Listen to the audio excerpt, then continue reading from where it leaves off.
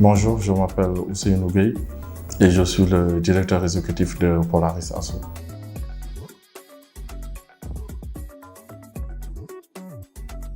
J'ai eu la chance de faire une belle école de notre République, le Prytanée militaire de Saint-Louis, à la suite de quoi j'ai été dans une université publique sénégalaise, l'Université Gaston Berger de Saint-Louis, où j'ai obtenu une licence en droit et en sciences politiques, puis je me suis envolé vers Paris pour un master en sciences politiques.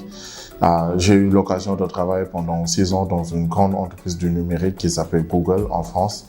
Et en 2019, j'ai décidé de revenir dans mon pays natal, au Sénégal, pour contribuer au renforcement des capacités numériques des jeunes, mais aussi à leur engagement social, politique et citoyen.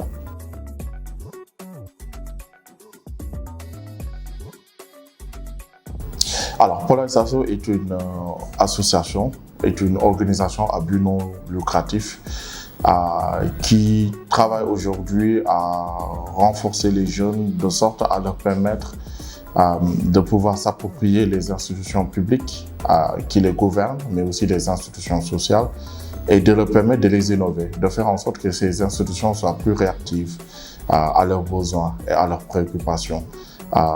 Nous le faisons selon une méthodologie très claire que nous éprouvons au quotidien et que je peux décliner sous 5 aspects. Le premier aspect, c'est la recherche-action. Donc, Polaris Asso mène des activités de recherche, des activités d'études. Nous produisons des livres blancs, des policy briefs, formulons des recommandations pour la société de manière globale, pour les jeunes et pour les autorités. Notre deuxième axe de méthodologie et de travail, c'est le renforcement de capacités numériques. Nous sommes convaincus que les changements d'aujourd'hui et de demain auront comme principal levier le numérique, les outils numériques qui envahissent de plus en plus notre vie. Notre troisième axe d'intervention porte sur l'intermédiation sociale et politique.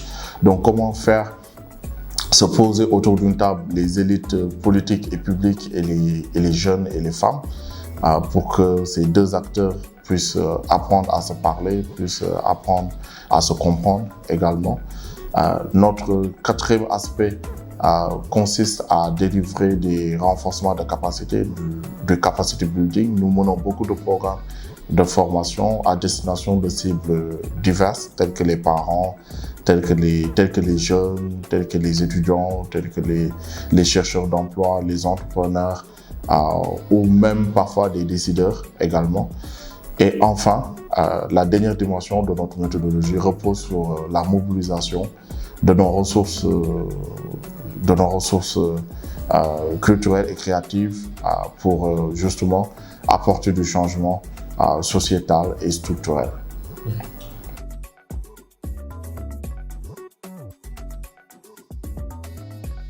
Dans mon histoire, et ça je le raconte très souvent et je ne cesse de les remercier, quand j'étais notamment dans la grande entreprise dont je parlais tout à l'heure, Google, toutes mes supérieures étaient des femmes.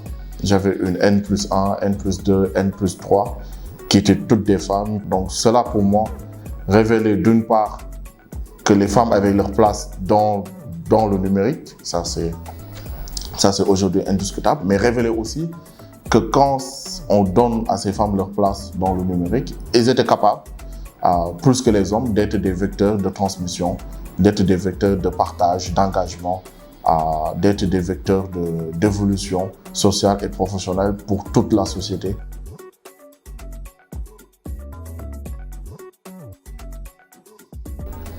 Alors, le Sénégal est un pays en pleine émergence numérique, si je peux le dire ainsi. Il faut reconnaître pour bien valoriser et pour bien prendre conscience que le pays, le Sénégal, avec à sa tête, et là tout le mérite leur revient, le gouvernement du Sénégal, les autorités politiques, ont fait des résultats importants sur la question du numérique aujourd'hui en termes de couverture, Internet, en termes aussi d'instruments institutionnels qui ont été mis en place.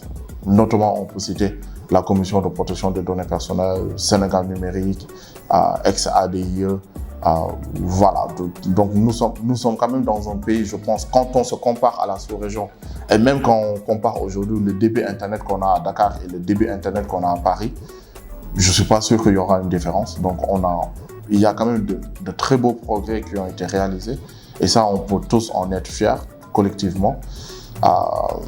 Cela doit aussi nous permettre de réfléchir sur les perspectives qui nous attendent et sur les autres pas que nous devons faire pour renforcer justement cette connectivité, faire en sorte qu'elle soit plus inclusive, que dans les villages.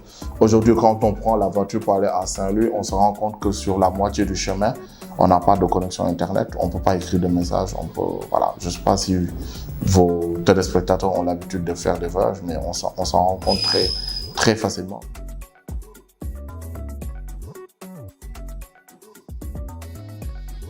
Alors effectivement, on a fait un travail important et pionnier sur la question du cyberharcèlement au Sénégal. L'objectif pour nous était très simple.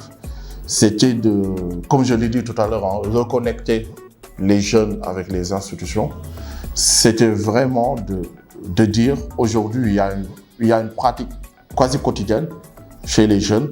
Aujourd'hui, vous pouvez croiser n'importe quelle jeune fille dans la rue, ici.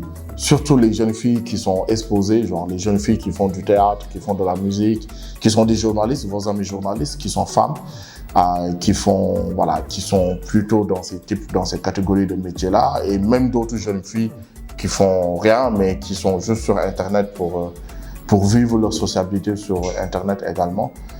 Vous pouvez croiser n'importe quelle fille, vous leur demandez une question et sont quasiment quotidiennement victimes de messages inappropriés qui peuvent être des messages qualifiés de cyberharcèlement. Donc, nous, l'objectif était simple, c'était vraiment comment remonter ce nouveau fait, ce nouveau enjeu, cette nouvelle problématique omniprésente dans la vie d'une catégorie importante de notre population, les jeunes, à des autorités, à des décideurs qui n'en ont certainement pas conscience et qui ne comprennent pas comment s'attaquer à ces types de problématiques-là. Donc, l'objectif était simple, lever le voile sur cette pratique qui est extrêmement importante.